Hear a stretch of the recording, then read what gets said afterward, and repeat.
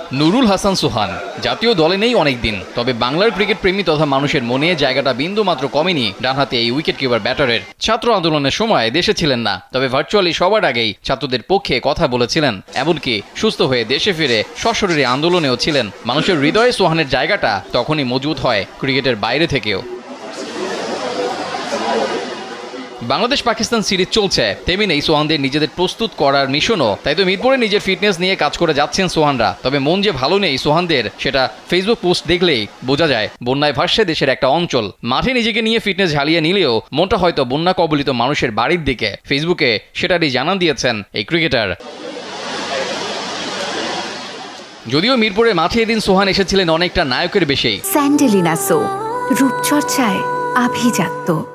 একাই মাঠে রানিং করেছেন, ফিটনেস নিয়ে যারা কাজ করেন তাদের সাথে পরামর্শও করেছেন। বোঝাই যাচ্ছে জাতীয় দলে ফিরতে বড্ড মরিয়া সোহান। তাই তো সোহানকে এখন মিরপুরের মাঠে দেখা যাচ্ছে নিয়মিতই।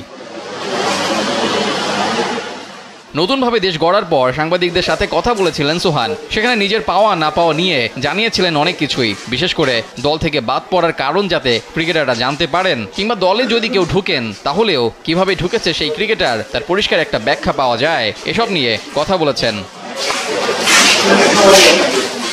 নিজেকে নিয়ে কাজ করা ব্যস্ত সোহান নিশ্চয়ই চাইবেন যত তাড়াতাড়ি সম্ভব দলে ফিরতে, তবে তার জন্য তাকে দিতে হবে অনেক কঠিন পরীক্ষা। নিজেকে প্রমাণ করে তবেই দলে ফিরতে হবে উইকেট কিপার এই ব্যাটারের, যার জন্য করতে হবে কম্পিটিশনও।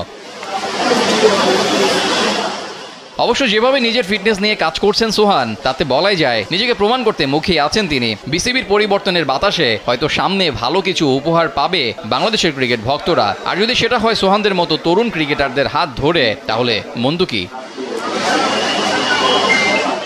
রেজাউল করিম, কালবেলা।